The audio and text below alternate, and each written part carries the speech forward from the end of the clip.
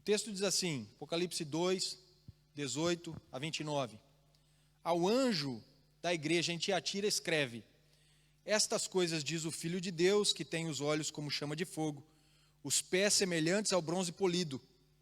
Conheço as tuas obras, o teu amor, a tua fé, o teu serviço, a tua perseverança e as tuas últimas obras, mais numerosas do que as primeiras.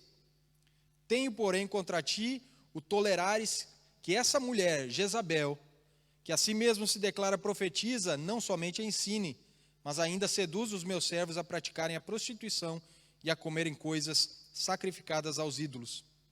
Dei-lhe tempo para que se arrependesse, ela, todavia, não quer arrepender-se da sua prostituição. Eis que a prostro de cama, bem como grande tribulação, os que com ela adulteram, caso não se arrependam as obras que ela incita. Matarei os seus filhos, e todas as igrejas conhecerão que eu sou aquele que sonda mentes e corações, e vos darei a cada um conforme as vossas obras. Digo, todavia, a vós outros, os demais de Tiatira, a tantos quantos não têm essa doutrina, e que não conheceram, como eles dizem, as coisas profundas de Satanás. Outra carga não jogarei sobre vós. Tão somente conservai o que tendes, até que eu venha. Ao vencedor que guardar até o fim as minhas obras, eu lhe darei autoridade sobre as nações. E com cetro de ferro rasejará e reduzirá a pedaços, como se fossem objetos de barro. Assim como também eu recebi do meu Pai, dar-lhe-ei ainda a estrela da manhã. Quem tem ouvidos, ouça o que o Espírito diz às igrejas. Amém? Feche os olhos. Paizinho, fala conosco nessa hora, que o teu Espírito nos conduza, que nós possamos compreender o texto e que possamos aplicá-lo em nossas vidas diárias. Que nos enquadremos com os teus princípios, com os teus mandamentos, e que possamos abolir o pecado e agradarmos o Senhor em todo momento, vivendo em santidade. Em nome de Jesus. Amém. Amém. Nós continuamos a nossa série a respeito das 7 igrejas do Apocalipse. Falamos a respeito de Éfeso, falamos a respeito de Esmirna, falamos a respeito de Pérgamo, e hoje falaremos a respeito de Tiatira. Tiatira é essa igreja amorosa, essa igreja operante, né? Uma igreja operosa, uma igreja que tinha obras, mas uma igreja tolerante com o pecado. Nessa igreja haviam 3 tipos de pessoas: os cristãos verdadeiros, comprometidos, que buscavam a santidade, aqueles que estavam no pecado e viviam como se Deus não existisse e faziam a sua vida da maneira que mais lhes apetecia. E tinha também aquele grupo dos que aceitavam as coisas como elas eram. Eles eram indiferentes, eles viam as coisas acontecendo de errado e eles não se mexiam nem para ajudar a consertar, muito menos para apontar o erro e tentar levar essas pessoas que agora estavam em pecado de volta para o caminho certo, o caminho da santidade.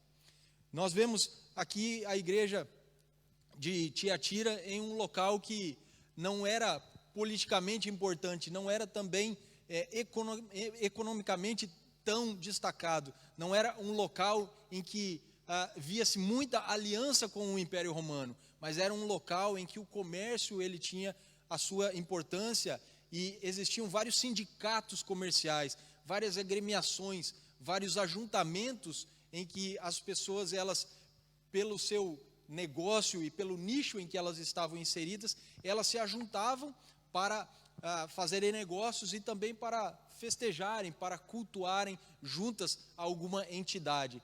Cada sindicato, cada agremiação tinha o seu local de culto, tinha o seu ídolo em qual eles acreditavam, oravam, buscavam e cultuavam juntos, e também tinham os seus banquetes. Nesses locais, as coisas, elas às vezes aconteciam de forma desordenada, e muitas vezes esses banquetes eles eram regados a muita bebida alcoólica, consumia-se comidas sacrificadas aos ídolos e adorava-se alguma entidade que não era o Senhor Deus poderoso que nós conhecemos.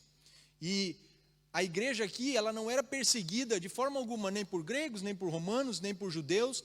Não existia esse perigo de fora, existia sim o perigo dentro da própria igreja, que era o pecado instaurado e também essa comodidade de certos crentes em aceitar aquilo de errado que estava acontecendo. Os cristãos que tinham comércio nessa cidade passavam por algumas situações que eles tinham que se posicionar com firmeza, ou eles tinham que deixar de lado, abrir a mão e simplesmente se deixar levar por aquilo que já estava instituído. Por exemplo, um cristão dessa igreja, se tivesse um negócio, um comércio, ele tinha que fazer uma escolha: continuar firme, continuar crente, continuar acreditando no Senhor e na provisão do Senhor, ou participar desses ajuntamentos e se juntar às pessoas que eram idólatras, que faziam muitas vezes festas regadas a muito álcool e também que descambavam para a orgia e para a prostituição, ou manter a sua declaração de fé, acreditando que Deus era poderoso para ajudá-los em meio àquilo que eles estavam vivendo. O perigo, ele era real, ele existia. Se as pessoas elas abrissem mão de uma vida de santidade, de uma vida para agradar a Deus, para buscar nesses locais facilidade para o seu negócio e para as suas finanças, eles estariam rompendo com a aliança que fizeram com Deus através de Jesus, desobedecendo os mandamentos e entrando numa grande confusão. Mas muitos, por causa da riqueza, por causa dos benefícios, por causa daquilo que eles poderiam ganhar estando aliançados com essas pessoas, e nesses ajuntamentos e agrupamentos, eles preferiam simplesmente negar ao Senhor e fazerem a sua vida, porque eles receberiam alguma coisa em troca. Parece algo familiar com o que muitas vezes a gente vive aqui nos nossos dias de hoje, no século 21. Nós somos pessoas chamadas para vivermos separados, mas nós temos nossos empregos, nós temos os nossos negócios, nós temos os nossos afazeres, e muitas vezes, nós nos ajuntando com determinados tipos de pessoas, nós teremos benefícios, e muitas vezes, até mesmo benefícios financeiros. Se a gente se recusar a isso, nós poderemos ser perseguidos, nós não levaremos nenhum tipo de vantagem, mas nós estaremos agradando aquele que deve ser agradado. Infelizmente, dentro da igreja, muito cristão escolhe se juntar com pessoas que não devem se juntar, para ter algum tipo de benefício, e dali ter algum tipo de retribuição, e dali poder fazer um negócio melhor, e dali poder ganhar mais, e dali de alguma forma ganhar destaque. Só que tem na igreja também aqueles que continuam firmes, aqueles que continuam na presença do Senhor, aqueles que se recusam a sentar com esse tipo de pessoa, a cultuar juntamente com essas pessoas outros deuses, pessoas que se recusam à idolatria, pessoas que se recusam à prostituição, pessoas que se recusam a participar de certas coisas que não devem os cristãos participar. Mas também há aqueles que tanto faz, tanto fez. Aqueles que veem a coisa certa e não falam nada, não apoiam. Aqueles que veem a coisa errada, não falam nada, não combatem, toleram, são indiferentes. E Jesus, ele é aquele que tem os olhos como chama de fogo, como vimos aqui no texto. Ele sabe tudo. Ele conhece aquilo que vai na nossa mente, aquilo que vai no nosso coração. Ele não só conhece aquilo que vai na coletividade como igreja, que é o próprio corpo dele. E ele é o cabeça e ele sabe, mas ele sabe o que vai na nossa cabeça, na nossa mente, no nosso coração. Ele sabe o que vai dentro de cada um. E ele sabe, melhor do que ninguém, em qual grupo nós estamos inseridos. Se nós estamos inseridos no grupo daqueles que são cristãos verdadeiros, que vivem em santidade, que se comprometeram com o Senhor, que vivem para cumprir propósito, para cumprir chamado, que vivem realmente para exaltar o nome do Senhor, ou se a gente é do grupo daqueles que estão atolados no pecado e que acham que vir na igreja de vez em quando vai levar essas pessoas para o céu.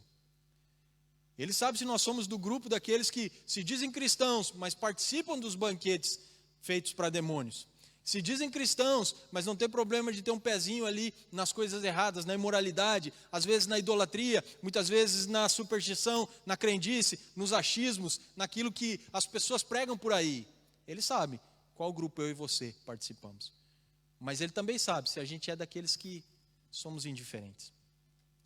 Daqueles que se acostumaram tanto com o pecado que não se incomodam mais com ele.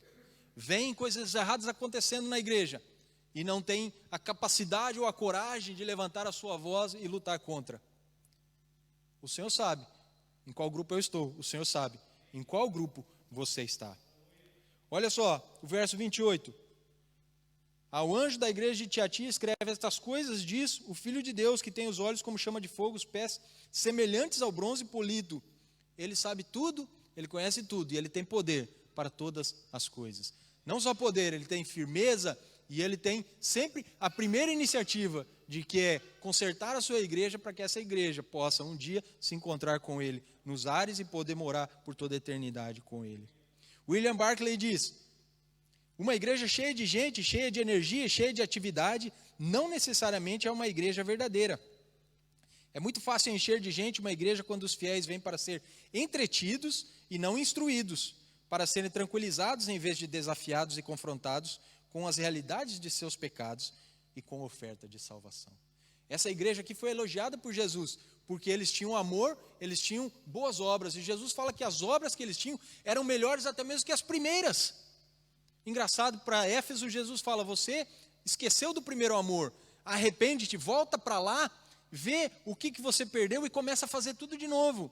Quando a gente aceita Jesus, a gente tem o fogo do Espírito dentro de nós, a gente ama o Senhor e a gente quer fazer a vontade dele, e a gente começa a evangelizar, a gente começa a ajudar as pessoas, a gente começa a fazer obra de caridade, a gente começa a praticar as boas obras. Essa igreja praticava isso, e Jesus a elogia de ela estar praticando até mais do que praticava quando tinha se convertido. Eles eram amorosos, eles eram laboriosos, eles operavam, eles, através das suas obras, demonstravam a sua fé. Mas Jesus fala: mas vocês têm pecado no meio e vocês estão tranquilos com relação a isso. Vocês estão indiferentes com relação a isso. Não basta ter as qualidades mencionadas por Jesus. É preciso haver temor, é preciso haver respeito pela palavra, é preciso haver santificação de cada membro da igreja.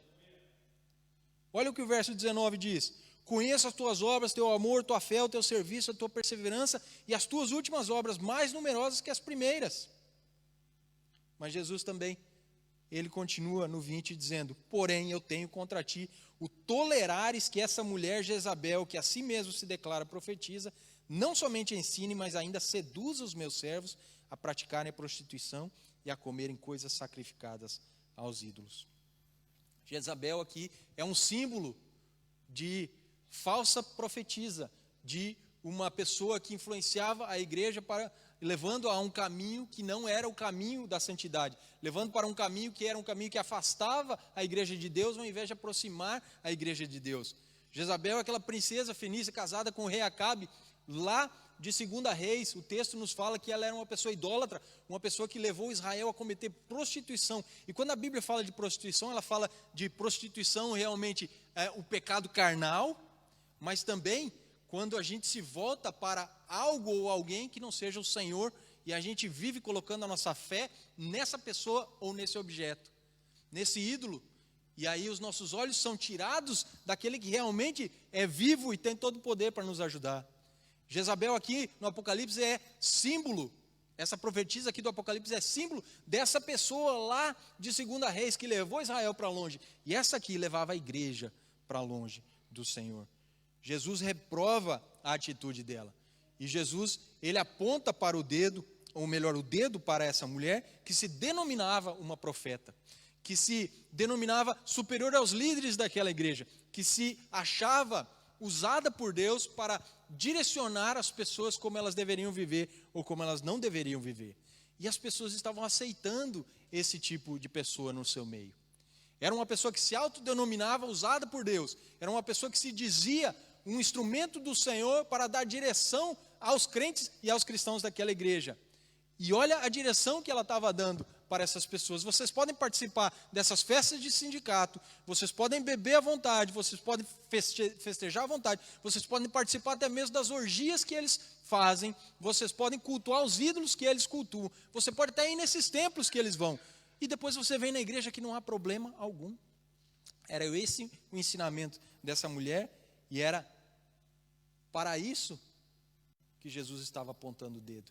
E ele diz, vamos ler de novo: eu tenho contra ti o tolerares essa mulher Jezabel, que a si se declara profeta. Preste atenção. Quantas pessoas você conhece que se declaram cristãos, mas não são? Quantas pessoas que você conhece que se declaram profetas, mas não são? Quantas pessoas que se declaram usados por Deus, mas não são? Pessoas que se declaram instrumentos de Deus, mas não são. Jesus fala assim: vocês toleram não somente que ela ensine, mas que ela seduza os meus servos a praticarem prostituição e a comerem coisas sacrificadas aos ídolos. Esses cristãos, que iam participar desse tipo de coisas, eles viviam por conveniência.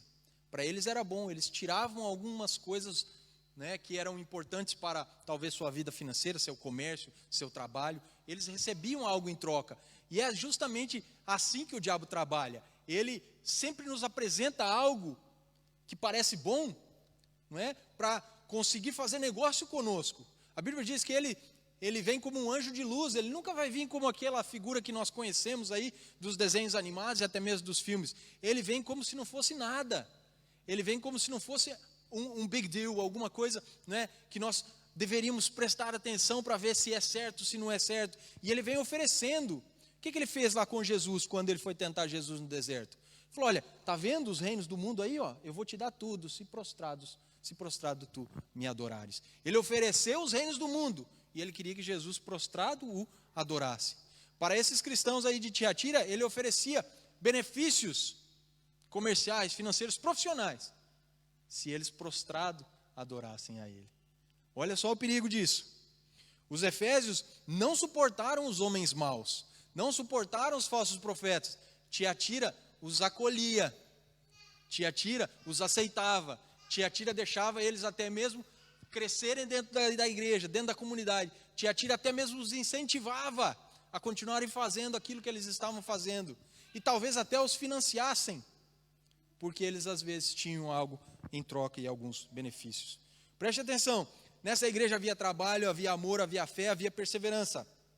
Mas nem amor, nem trabalho, nem fé, nem perseverança substituem uma vida aos pés do Senhor e nos dão o habeas corpus, nos dão essa legitimidade ou essa legalidade para a gente viver pecando. Porque tem muita gente que fala assim: Deus conhece o meu coração, como se isso fosse grande coisa. A Bíblia fala que enganoso é o coração do homem, mais do que todas as coisas. Não adianta eu ajudar o meu irmão e as pessoas acharem que eu sou uma pessoa que tem obras e que tem amor ao próximo e a Deus, se eu vivo em pecado. Jezabel é sinônimo disso, de prostituição, sinônimo de bruxaria, de feitiçaria, de obras das trevas, sinônimo de crendices, sinônimos dessa superstição misturada com o cristianismo que nós vivemos nos dias de hoje, e eles viviam naqueles dias. E durante as eras, todas as igrejas viveram. Mas é preciso combate, é preciso intolerância, não podemos aceitar. Porque está cheio de coisa que não é Bíblia no meio das igrejas. Está cheio de achismos, está cheio de crendice, está cheio de superstição, está cheio de feitiçaria disfarçada de evangelho. Jesus está falando: eu não gosto disso. Eu tenho contra vocês isso, vocês toleram isso, não pode tolerar. E sabe qual era o propósito dessas obras todas? Enfraquecer a igreja e destruir a igreja. O diabo provoca essas coisas para que a igreja se enfraqueça e ela possa ser destruída. E Jesus mais à frente, ele mesmo vai falar que ele vai vir para trazer o juízo contra a sua igreja se essa igreja não se arrepender. E quando fala em arrependimento coletivo, logicamente fala em arrependimento individual. Porque se o indivíduo não se arrepende, como é que o coletivo se arrepende? Impossível. Vai mudando o caráter de pessoa para pessoa, e quando nós vemos, toda a coletividade tem o caráter transformado. Nós não podemos tolerar pecado em nossas vidas. Não podemos tolerar o falso ensino em nossas congregações. Deus condena tanto a prática quanto essa atitude de conveniência ou de tanto faz. Praticar é errado, mas aplaudir que ele pratica também é errado. Essa mulher aí se junta aos nicolaítas e se junta aos seguidores de Balaão, nessa classe de pessoas interessadas em levar os crentes para um lugar errado e destruir a igreja aos poucos.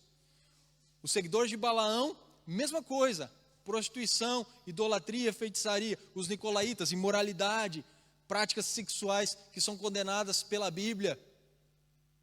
E agora nós vemos essa mulher. O lobo estava no meio das ovelhas.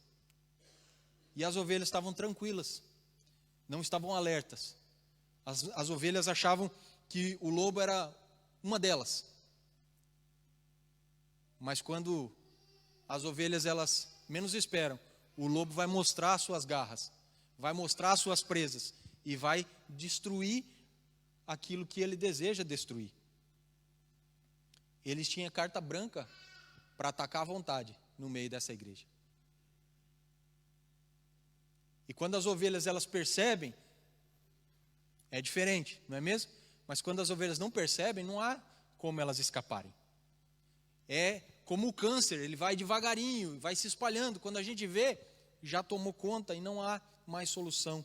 É um veneno que vai sendo destilado aos poucos e quando a gente vê, ele já fez um estrago tremendo. A igreja ela não existe para ser esse tipo de clube social, essas agremiações, esses sindicatos que nós vemos aqui em Tiatira. A igreja existe para fazer a diferença. Ela não existe para a gente se juntar e para a gente simplesmente celebrar, e para a gente simplesmente confraternizar, e para a gente comer junto, beber junto, e para a gente louvar ao Senhor. Ela existe para a gente fazer a diferença na vida dos outros. Mas se a gente não fizer a diferença na vida de quem está aqui dentro, que poder teremos para fazer a diferença na vida dos que estão lá fora? Olha só alguns ensinamentos dessa mulher. Ela dizia basicamente o seguinte, que para vencer o pecado é preciso conhecer o pecado de perto. Para você vencer Satanás, é preciso você andar aliançado com Satanás. Ela defendia que quanto mais pecado tivéssemos, menos a nossa alma teria vontade de pecar. Ela defendia que para vencer o pecado era preciso experimentá-lo para poder ter poder e aí vencer as obras malignas das trevas. Essa mulher ensinava que quanto mais o corpo se corrompesse, menos a alma necessitaria de corrupção para poder ser salva. Veja a distorção dos seus ensinamentos. Ela ensinava que não havia mérito nenhum em evitar o pecado sem primeiro experimentá-lo e vivenciá-lo.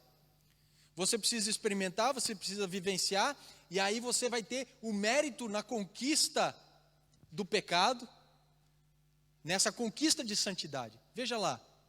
Semana passada nós falamos sobre Pérgamo, não é? Que eles entendiam errado aquele versículo que fala onde abundou o pecado, superabundou a graça. Mesma coisa aqui. Nós não pecamos e nos abundamos em pecar para que a graça de Deus superabunde em nós. A gente entende a graça, se aposta da graça, evita o pecado para que essa graça continue superabundando em nós. Amém?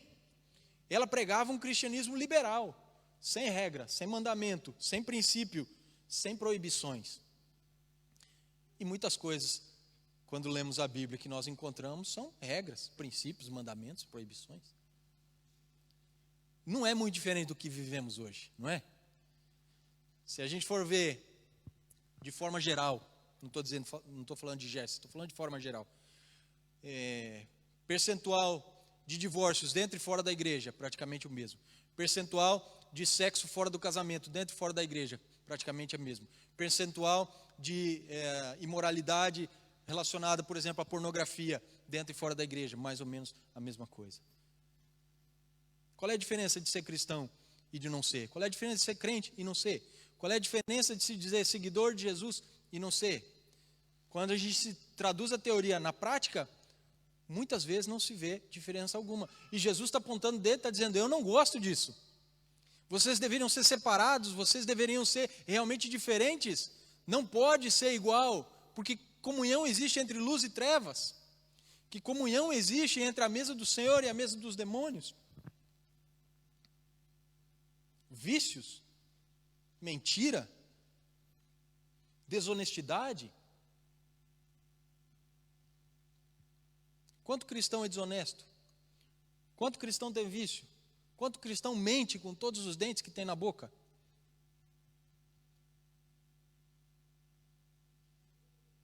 Jesus está falando para a igreja de Tiatira. Eu tenho contra ti. Você tolera, você aceita, você é indiferente. Muitos de vocês vão atrás dos ensinos dela, como diz aí mais para frente o 22, o 23 e o 24. Alguns de vocês são até filhos dela, ou seja, discípulos que reproduzem, que ensinam, que fazem as mesmas coisas que ela faz. Mas vocês são cristãos, estão dentro da igreja. Vamos ler o 21 ao 23. Diz assim, dê-lhe tempo para que se arrependa. Ela, todavia, não quer arrepender-se da sua prostituição. Eis que a próstro de cama, bem como grande tribulação, os que com ela adulteram, caso não se arrependam das obras que ela incita. Matarei os seus filhos e todas as igrejas conhecerão que eu sou aquele que sonda mentes e corações, e vos darei cada um segundo as vossas obras. O Senhor é aquele que tem os olhos como chama de fogo. Ele conhece a cada um de nós e Ele vai retribuir conforme as nossas obras. O que a gente planta, a gente colhe.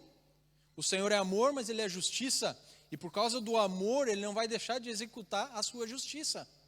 Por causa do seu zelo, do seu amor e da sua santidade, Ele vai ter que tratar com o pecado dos seus e com o pecado da sua igreja. E o Senhor aqui no texto avisa, eu já dei inúmeras oportunidades para ela e para os seguidores dela se arrependerem. Mas eles não estão aceitando. Eu já dei oportunidades para eles deixarem as práticas pecaminosas, mas eles não estão se arrependendo. Olha o que o salmista no Salmo 103:8 diz: o Senhor é compassivo e misericordioso, muito paciente e cheio de amor. Esse é o nosso Deus. Compassivo, misericordioso, muito paciente e cheio de amor.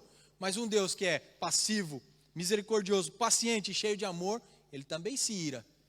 E um dia a justiça dele vem. E um dia Ele prostra de cama. E um dia Ele permite até enfermidades. E um dia Ele vem e até mesmo destrói.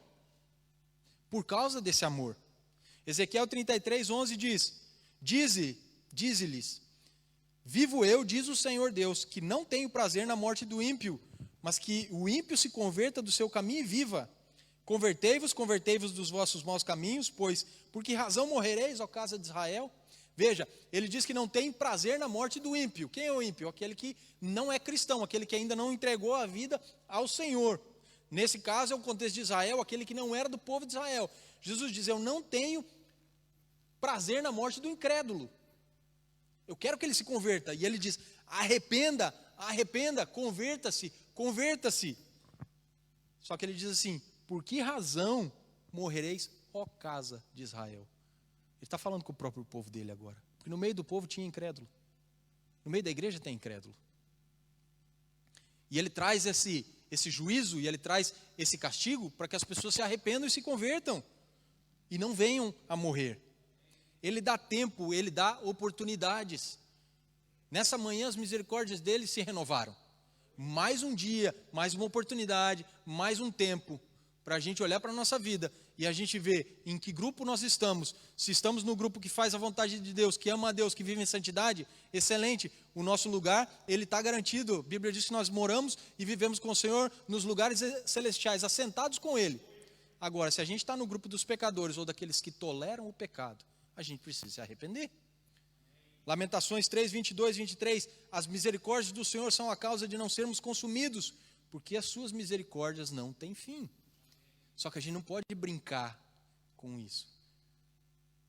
De ver, olhar, contemplar, entender que o Senhor é misericordioso e não fazermos nada a respeito. Porque um dia nós iremos morrer e a escolha que fazemos é aqui, nessa vida. Um dia Jesus voltará, Ele retornará e aí será tarde. Deus usa todos os meios para nos levar ao arrependimento.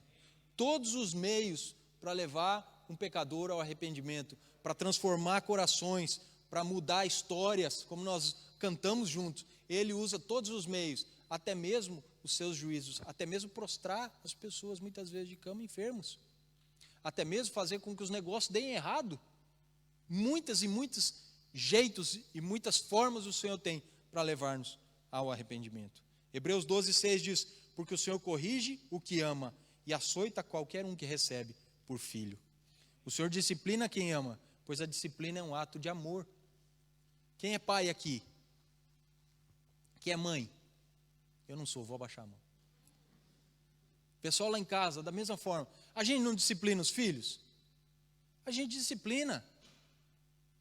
Uns disciplinam de um jeito, outros disciplinam de outro, mas todos nós disciplinamos os nossos filhos. Todos nós fomos filhos ou ainda somos filhos, é ou não é? Quem tem os pais vivos, quem não tem, mas um dia fomos ou ainda somos. Fomos disciplinados ou não fomos? Quem nunca ficou de castigo? Quem nunca apanhou? Quem nunca foi corrigido com reprimendas, com palavras? Quem nunca ficou no Brasil, antigamente colocava-se a criança cheirando a parede, de frente para a parede, com o nariz grudado na parede? Quem nunca? Os nossos pais faziam isso porque nos amavam, nós fazemos com os nossos filhos porque nós os amamos. A gente só quer o bem deles, para eles não voltarem a fazer aquilo que eles fizeram de errado. Deus está dizendo, eu estou dando tempo, mas Jezabel e os comparsas dela não estão aproveitando a oportunidade. E Deus fala hoje para a igreja nessa manhã, Ele está dando tempo. A Bíblia fala que a ira do Senhor está sendo guardada para o dia do juízo. Um dia Jesus vai vir e acabou o tempo disponível para a gente se arrepender. Não deixe para amanhã o que você pode fazer hoje, porque amanhã pode ser tarde. Romanos 6, 23, porque o salário do pecado é a morte, mas o dom gratuito de Deus é a vida eterna por Cristo Jesus, nosso Senhor.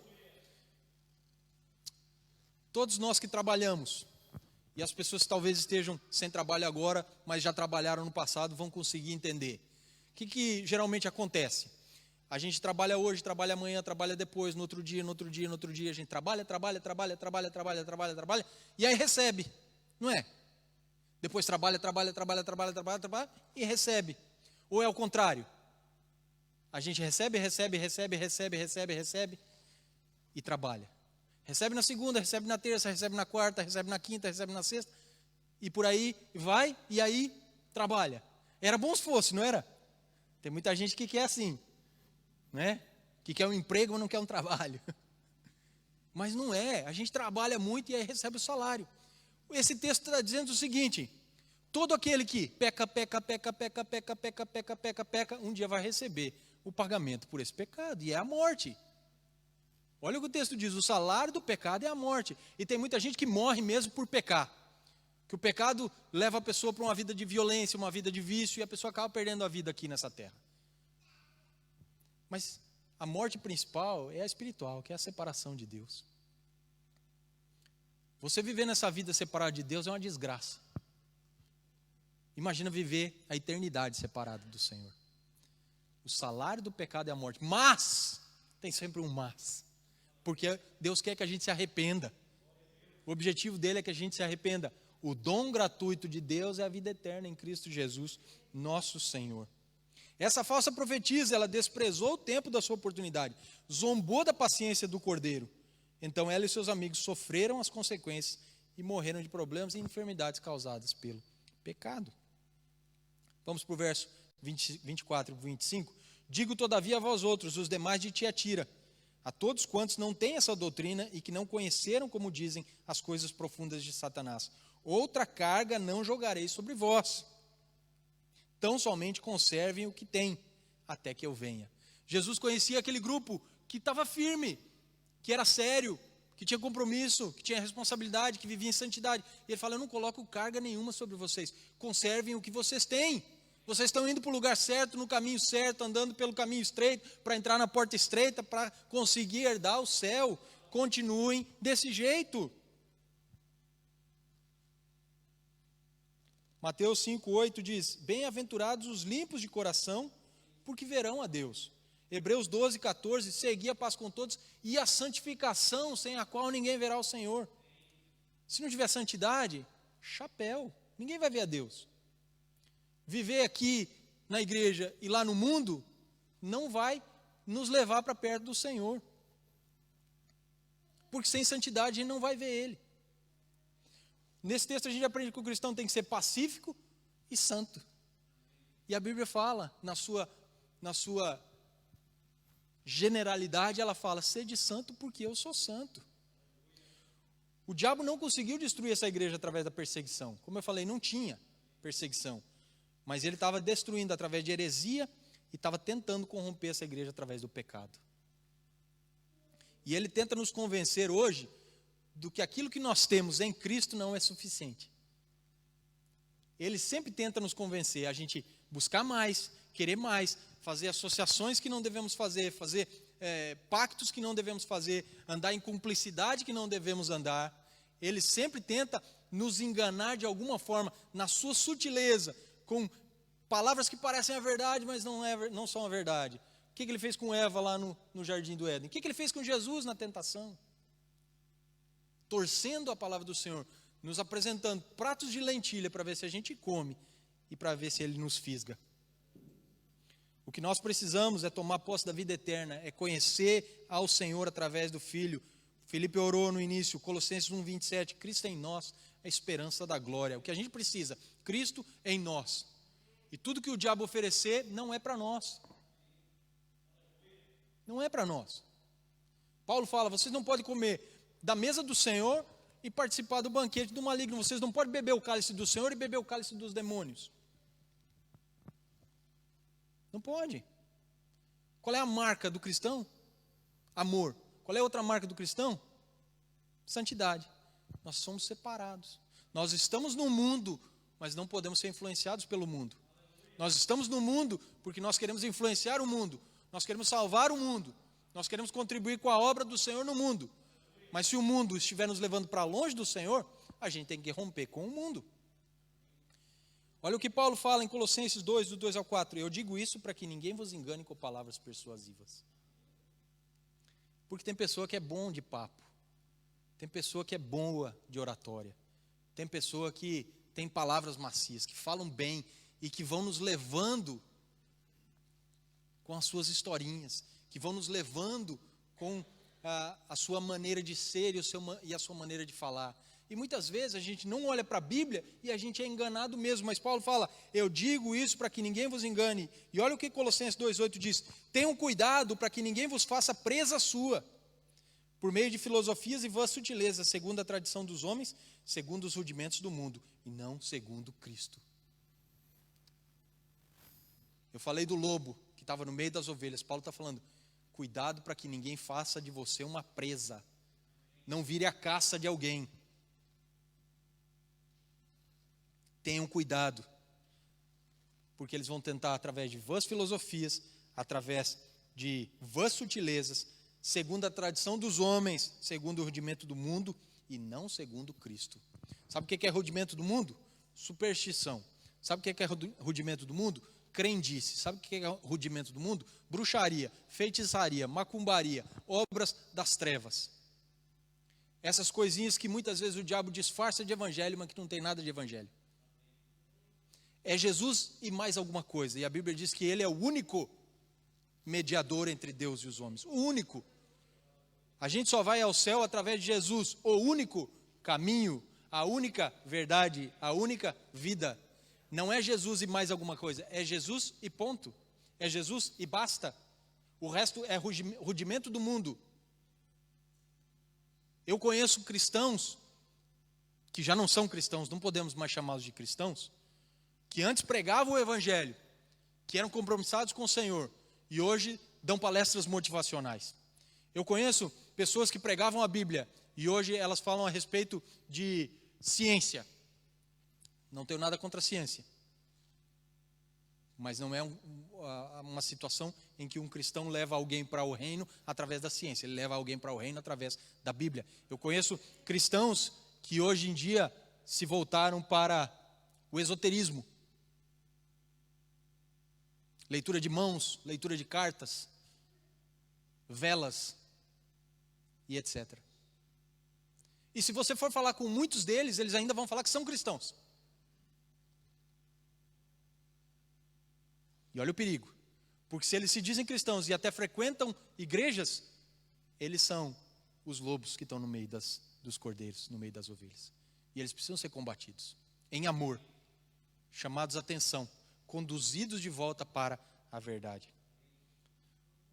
O que o Senhor tem nos dado é suficiente e basta. Para concluirmos, 1 João 2, 15 e 17 diz, não amem o mundo nem o que nele há. O mundo, a sua cobiça passam, mas aquele que faz a vontade de Deus permanece para sempre. O que esses cristãos de Tiatira faziam? Participavam dos banquetes, das orgias, mesmo que aquilo fosse um culto a um ídolo. Porque eles amavam o mundo, eles queriam benefícios financeiros, profissionais. João está dizendo, não amem o mundo. Não amem o que há no mundo. O mundo passa, a cobiça passa, mas aquele que faz a vontade de Deus permanece para sempre. Olha o que o texto fala no 26 ao 29. Ao vencedor que guardar até o fim as minhas obras, eu lhe darei autoridade sobre as nações. Com cetro de ferro as regerá, reduzirá a pedaços como se fossem objetos de barro. Assim como também eu recebi do meu Pai, dar-lhe-ei ainda a estrela da manhã. Quem tem ouvidos para ouvir, ouça o que o Espírito diz à igreja. Os vencedores irão julgar os ímpios. Os vencedores irão reinar com Cristo no seu reino milenar. Os vencedores, aqueles que não venderem Jesus por 30 moedas de prata, aqueles que não negociarem com o mundo, aqueles que não quiserem levar vantagem, que vem através do pecado, vão reinar com o Senhor, vão herdar o reino. Quem vencer vai conhecer os segredos de Cristo, é o que diz o salmista no Salmo 25:14. Receberá a estrela da manhã, receberá um corpo glorificado, receberá o direito de conhecer a Deus face a face. Hoje a gente conhece como um espelho, é algo que ainda nós não conhecemos completamente, mas um dia conheceremos como somos conhecidos, veremos como Ele nos vê. Mas é só para os vencedores. Só para os vencedores. Apocalipse 22:16 diz que o próprio Jesus é a brilhante estrela da manhã. E olha o que ele diz nesse texto aqui: ao vencedor eu darei a estrela da manhã.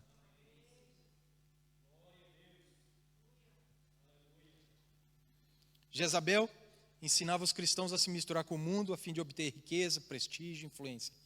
Mas a Bíblia nos diz, Marcos 8:36, do que adianta ganhar o mundo inteiro e perder a minha alma? Pense bem os acordos que você tem feito, os pactos que você tem feito, os lugares que você tem frequentado, as conversas que você tem tido, quem você anda cultuando,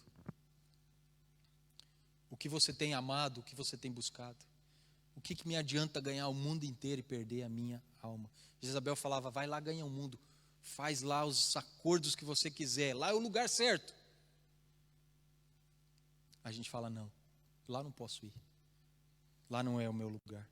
Deus é paciente, Deus é longânimo, Ele não tem prazer na morte do ímpio, Ele não quer que ninguém se perca, Ele chama todos ao arrependimento, Ele dá tempo ao pecador para se arrepender. Talvez essa é a hora. Hoje, nesse momento, é a hora. Sem arrependimento, sem tratar pecado, o Senhor virá julgar e pode até destruir.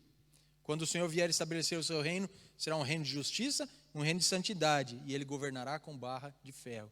E nós somos chamados, pelo texto, ao vencedor, governar junto com Ele, com barra de ferro. Quem tem ouvidos para ouvir, ouça. Aqueles que perdem a vida por amor a Cristo encontram a verdadeira vida, mas aqueles que querem ganhar a vida aqui na terra acabam por perdê-la. Eu gostaria que você ficasse de pé.